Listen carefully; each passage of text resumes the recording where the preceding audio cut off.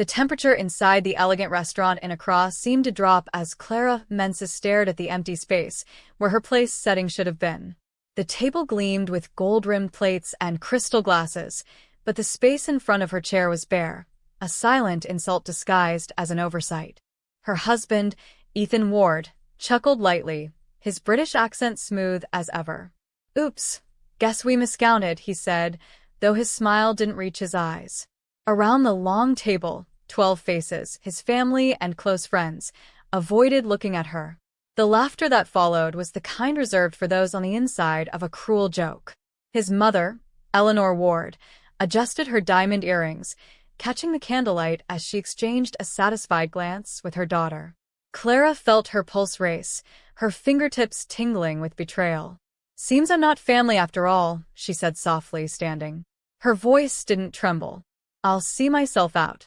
The midnight blue silk of her gown whispered against the marble floor as she walked away. No tears, no scene, just quiet dignity.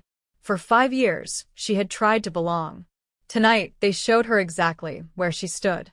As Clara descended the grand staircase of the restaurant, the air outside hit her like liberation. The soft Accra night buzzed with life, music, laughter, the ocean breeze, but inside her, something colder settled. Each step stripped away a layer of pretense she had worn to fit into the Ward family. 5 years of forced smiles, subtle slights, and polite humiliation. She walked until she reached a small cafe across the street and ordered an espresso. Her reflection in the window didn't look broken, just awake. Clara Mensah, 34, founder of Prestige Events Ghana, a company that had planned luxury weddings and diplomatic galas, was not the woman they could erase with an empty seat. She had built her empire from scratch. And now, she would dismantle theirs. She pulled out her phone and opened her email. Every contract, deposit, and vendor arrangement for Eleanor Ward's lavish birthday celebration bore her company's name and authorization. Not theirs. She began typing, her movements calm and deliberate. This wasn't revenge. This was reclamation. With methodical precision, Clara began canceling everything. The 7-course tasting menu, the imported roses from Italy, tomorrow's vineyard brunch, the private helicopter tour to Ada, the weekend villa in the Volta Highlands. All of it. One by one, she reversed the deposits into her business account. The authority was hers. Eleanor had trusted her to handle the payments, never realizing she'd given her complete control. Her phone buzzed. Ethan's name flashed on the screen. "Ethan, where are you? Stop being dramatic and come back." Clara ignored it. Another message followed. "Ethan, Mother's upset. You're embarrassing yourself." Clara smiled faintly. He still thought it was about feelings. He had no idea what she had found 3 weeks earlier, the truth hidden behind his locked laptop and whispered calls. The humiliation tonight wasn't random. It was the final act in a performance they had scripted without her knowledge. 3 weeks before the dinner, Ethan had left his laptop open in their London hotel suite while taking a shower. Clara hadn't planned to snoop, but the preview of a message caught her attention. "Can't wait to see you in Accra. Have you told her yet?" It was signed V. Her heartbeat quickened. She clicked. The message thread with Vanessa Hughes, Ethan's college sweetheart and Eleanor's longtime favorite, stretched back months. Plans made, lies rehearsed, a future discussed. Vanessa was pregnant. 4 months along. Clara stared at the screen until her reflection blurred. She forwarded everything to her private email, texts, photos, and messages. That night, she didn't confront him. Instead, she started looking deeper. Using her access as the family's event planner, she uncovered financial documents, draft separation papers, and a pre-written statement announcing a mutual and amicable divorce, to be read at Eleanor's birthday dinner. The missing seat tonight wasn't an accident. It was the stage for her humiliation. Clara spent nights combing through digital trails the Wards thought she'd never notice. Offshore accounts, falsified transfers, and investment discrepancies buried under shell companies. It all pointed to one truth. The Ward family empire was cracking beneath the weight of hidden debt. They planned to divorce her quietly, cut her out of their collapsing legacy, and blame her for their misfortunes. She organized everything into neatly labeled folders. For years, she had planned their glamorous events. Now she was planning their fall. Tonight's missing chair had simply moved up her timeline. From her seat in the cafe, Clara checked her watch. The family would just be starting their first course, imported oysters and caviar Eleanor insisted on. Perfect timing. She opened her email to Marco, the restaurant manager, and sent a message with her official authorization to cancel the event and process all refunds to her company. Attached were the contracts, all under Prestige Events Ghana. Execute the contingency, she typed. A minute later, Marco confirmed. She finished her espresso, straightened her dress, and crossed the street back toward the restaurant. In 30 minutes, Eleanor Ward's perfect evening would implode. Clara slipped through the side entrance she had inspected earlier during her final walkthrough. From her hidden spot near the kitchen, she watched as waiters served the first course. Laughter filled the air. Eleanor raised her glass. To family, she declared. Clara texted Marco. Proceed. The manager approached the table, speaking quietly to Richard Ward, the patriarch. His confident smile faded as he glanced at the tablet in Marco's hand. Confusion turned to alarm. Eleanor's posture stiffened. Ethan glanced at his phone as Clara's message arrived. All payments reversed. All bookings cancelled. The Ward family's debts are now public knowledge. Enjoy your caviar. Gasps spread around the table. Whispers followed. Eleanor's diamond bracelet clinked against her glass as her hand began to tremble. Ethan's call came through seconds later. Clara answered, her voice calm. Ethan. Clara, what the hell do you think you're doing? Clara. Seems I'm not family. So I'm not responsible for family events. Ethan. You need to fix this. Do you know how humiliating this is for my mother? For all of us. Clara. Exactly. That's the point. Ethan. Please, we can talk. I can explain about Vanessa. Clara. I'm sure you can. But I've seen your emails. I've seen the offshore accounts. And I know your family's empire is crumbling. The silence on the line was heavy, broken only by his sharp intake of breath. He realized she knew everything. From her vantage point, Clara watched as the Ward's table dissolved into chaos. Waiters gathered awkwardly. Guests at other tables whispered. Cameras discreetly lifted. Eleanor's perfect posture fractured. Richard argued with the staff, pulling out his credit card only to be told the account was declined. Ethan's sister was crying quietly, her husband muttering curses. The humiliation they had planned for Clara had turned into their own undoing. Clara walked out from her hiding place, shoulders back, heels clicking against marble. The entire room turned toward her. She stopped by their table, her voice steady. I learned from the best, she said softly. You wanted a public exit, Eleanor. I just rewrote the ending. The restaurant had fallen silent except for the distant hum of music from the adjoining terrace. Eleanor's voice finally broke through, sharp and trembling. How dare you ruin my birthday, she hissed. Clara met her gaze calmly. How dare you try to ruin my life? Richard slammed his palm on the table. You'll regret this insolence, young woman. I doubt it, Clara said, her tone level. Every reservation, every contract, every payment mine. I simply chose to reverse them. Ethan's sister leaned forward, her face flushed. When Ethan divorces you, you'll walk away with nothing. Clara's eyes flicked toward Ethan. Not quite. I have evidence, your offshore accounts, fraudulent transfers, and the draft divorce papers your lawyer prepared. I imagine the authorities in London will find them interesting. The color drained from Ethan's face. Eleanor's hand trembled against her champagne glass. You wouldn't dare, she whispered. Clara smiled faintly. I already did. Then she turned and walked away, leaving behind a room full of silent witnesses and a family's reputation collapsing like crystal under pressure. Clara didn't sleep that night. She sat on the balcony of her hotel overlooking the ocean, her phone lighting up with messages. Some were furious, others pleading. Ethan, you have no idea what you've done. Father nearly collapsed. Eleanor, you've proven you were never one of us. The messages kept coming. She ignored them all. At dawn, She packed her suitcase, slipped on her sunglasses, and checked out of the hotel. The concierge looked nervous. "Madame Mensah, the wards are no longer my concern," she said, handing over her key card.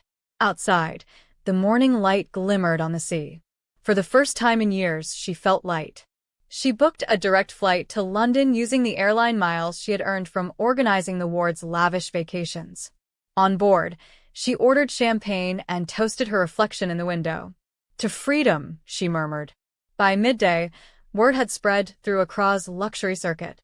The ward's name was whispered like scandalous poetry. Hotels, florists, and caterers began calling Clara, confirming refund receipts and asking if future events would be cancelled as well. "Yes," she told them all, polite but firm. "Prestige events no longer represents the wards." Within 24 hours, the family's carefully curated image had cracked. Eleanor's diamond reputation among Ghana's elite donors was tarnished by rumors of unpaid bills. The villa owner in Ada demanded immediate payment for the yacht booking. Vendors began refusing their calls. Clara watched it all unfold from her seat at Heathrow's arrivals lounge, sipping tea and scrolling through headlines. The empire had started to rot from the inside. She had merely removed the mask. Back in London, Clara returned to the house she had shared with Ethan, a 3-story brownstone in Kensington filled with art and silence. The walls that once felt grand now looked sterile. She called a moving company. "Pack only my belongings, clothes, jewelry, books, and art I purchased before marriage."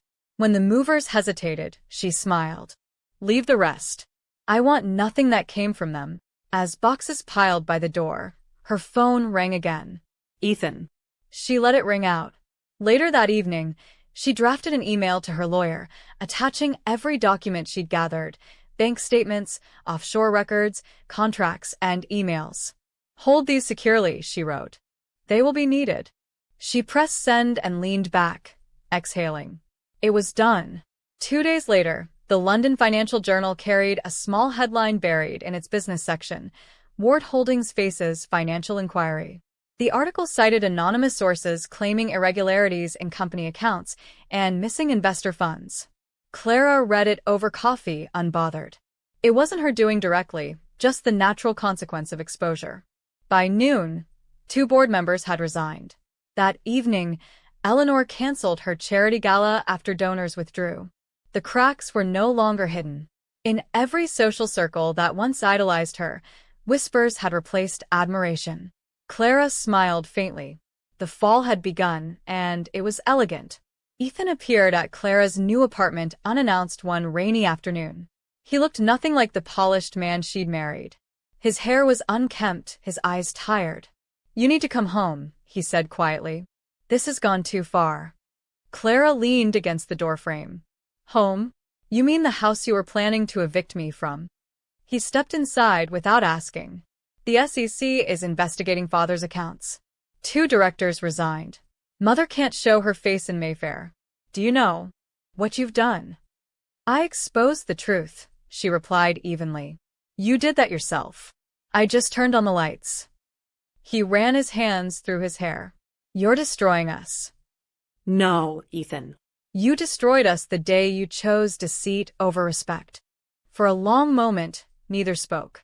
Rain tapped softly against the windows. Ethan finally sat on her couch, head in his hands. "I didn't want it to end like this." Clara crossed her arms. "What did you want?" "To use me until I was no longer useful? To parade your mistress in my place?" His head lifted sharply. Vanessa's pregnancy wasn't planned. "But the divorce announcement was," Clara replied, "along with the seating chart that excluded me." He opened his mouth, then closed it again. The silence between them was heavy with the weight of truth. "I did love you once," he whispered. "Just not enough to stand up to them." Clara's eyes softened briefly, then hardened again. "Then that's not love, Ethan. That's convenience." Ethan looked at her desperately. "Clara, give me the documents. I'll give you whatever you want, money, property, anything. Just sign an NDA." Clara stared at him, incredulous. "After everything, you still think I can be bought?" He flinched. "It's not like that." It's exactly like that, she said, voice rising slightly. You and your family have always measured people in pounds and prestige. But I don't want your money. I want my freedom. He fell silent. The woman standing before him wasn't the submissive wife he'd known. She was steel wrapped in grace. Finally, she said, the papers stay with my lawyer. You stay with your conscience.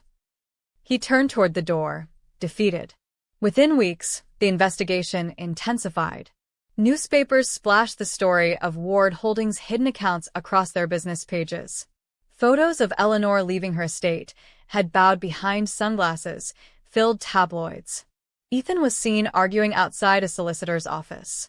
Vanessa's pregnancy became public when she was photographed at a London clinic wearing an engagement ring. The dates didn't lie. Their affair had begun long before Clara's marriage ended. The city's social elite feasted on the gossip. But amidst the chaos, prestige events Ghana flourished. Clara's quiet integrity drew clients who valued discretion over scandal. She's the planner who doesn't play games, one celebrity client said. The irony wasn't lost on her. Clara's name began circulating in London society, not as Ethan's ex-wife, but as a respected businesswoman. A magazine profiled her as the woman who rebuilt with grace. Invitations arrived daily. Charity galas, embassy events, luxury weddings. She chose selectively. She had learned that power was quieter than revenge. It was in the way people who once dismissed her now spoke her name with respect. It was in the silence that followed when someone mentioned the Wards in her presence. Power, she realized, didn't need to shout. It simply stood its ground. 6 months after the scandal broke, a white envelope arrived on Clara's desk. The embossed crest was unmistakable, Eleanor Ward Foundation. Inside was an invitation to bid for the foundation's next charity gala. Clara laughed out loud, a sound of disbelief and delight. So, desperation finally conquered pride, she murmured. Her assistant looked puzzled. Should I prepare a proposal? No, Clara said, smiling. Politely decline. Tell them we're fully booked. It felt poetic. The family that once mocked her little event business now sought her help to salvage their name. But she was done giving them her labor. Some doors deserved to stay closed. The divorce proceedings were brief and uneventful. The Wards, eager to contain their damage, agreed to Clara's terms without argument. No spousal battles, no public spectacle. Clara walked away with what was legally hers, her business, her savings, her peace. Ethan and Vanessa married quietly weeks later. Their daughter was born 2 months early, a fragile reflection of a love built on deceit. When Clara received the announcement card, she placed it unopened in a drawer. There was no anger left, only distance, the kind that time and truth create. Clara visited the brownstone one last time to collect her remaining boxes. The rooms echoed with emptiness. The grand piano Eleanor had gifted them stood untouched, its keys gathering dust. She ran her fingers across it once and smiled faintly. You always wanted control, Eleanor, she whispered. Now you have silence. She left the keys on the counter and walked out. Outside, London's autumn wind brushed her face. She felt lighter than she had in years. That evening, she received a call from Kwaku, her senior coordinator in Accra.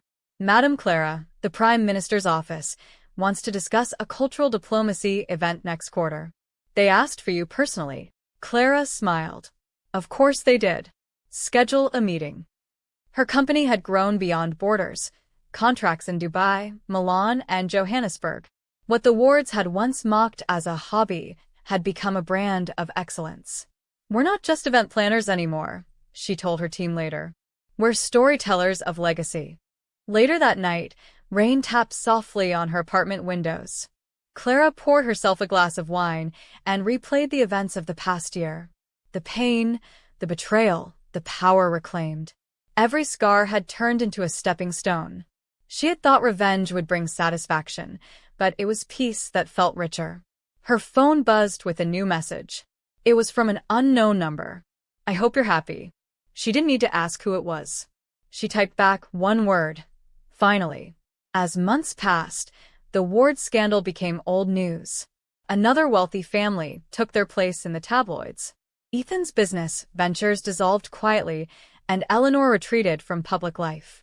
Vanessa's charity events drew polite but thin crowds. Time had erased their arrogance, leaving only whispers. Meanwhile, Clara's work continued to shine. Her projects were featured in magazines, her designs mimicked but never matched. She became known as the woman who could turn chaos into art. The missing chair at that dinner in Accra had become the symbol of her transformation. A year later, Clara returned to Accra for a celebrity wedding she was coordinating on the coast. The sea breeze carried the scent of jasmine and salt. Standing on the terrace of the beach resort, she watched her team set up crystal chandeliers and silk canopies. The sound of waves blended with laughter from the crew. "Madame Clara," her assistant called, "everything's ready for inspection." She nodded, smiling. The same city that had witnessed her humiliation now celebrated her triumph. Life, she thought, had a sense of rhythm. That evening, while reviewing final touches, a familiar voice behind her said, "Clara?" She turned. Ethan stood a few meters away, older, thinner, the weight of regret etched into his face. "You look well," he said awkwardly. "You look unchanged," she replied. "I saw the headlines," he murmured. "You've built quite an empire." "Without yours," she said gently. He hesitated, searching for words. "I just wanted to say, I'm sorry." Clara studied him, then nodded. "I believe you. But that doesn't change anything." He smiled sadly. "You always had more strength than any of us." "And now I have peace," she replied. "Goodbye, Ethan." As the wedding music began, Clara watched the newlyweds take their first dance beneath the canopy of lights she had designed. Their laughter, genuine and bright, filled the air. She realized she no longer associated love with pain. Her story wasn't one of loss, it was one of rediscovery. The world was wide, and she was finally free to design her own joy. Her phone buzzed with a message from her assistant. "Everything perfect, madam." She replied, "It always is." Later that night, as the celebration reached its peak, Clara stepped out onto the terrace. The moon reflected on the Atlantic, calm and endless. She lifted a glass of champagne and whispered to the wind, "To the missing chair, the seat that showed me my worth." Somewhere far away, she imagined Eleanor clinging to fading grandeur, Ethan chasing redemption, Vanessa tending to a fragile new life. Clara smiled, not with bitterness, but peace. Some victories didn't need witnesses. They just needed truth. The next morning, Clara walked barefoot along the beach as dawn painted the horizon gold. The waves washed over her footprints, erasing the past as if it had never existed. She thought of the girl who once tried to earn love from a family that never saw her as enough. That girl was gone. In her place stood a woman who had rewritten her story, one choice at a time. She stopped, turned toward the sea, and breathed deeply. "I'm home," she whispered. For the first time, the words didn't refer to a place, but to herself. If you value stories of respect, dignity, and justice, please subscribe. It means more than you know, and it lets me keep sharing the lessons life has carved into me.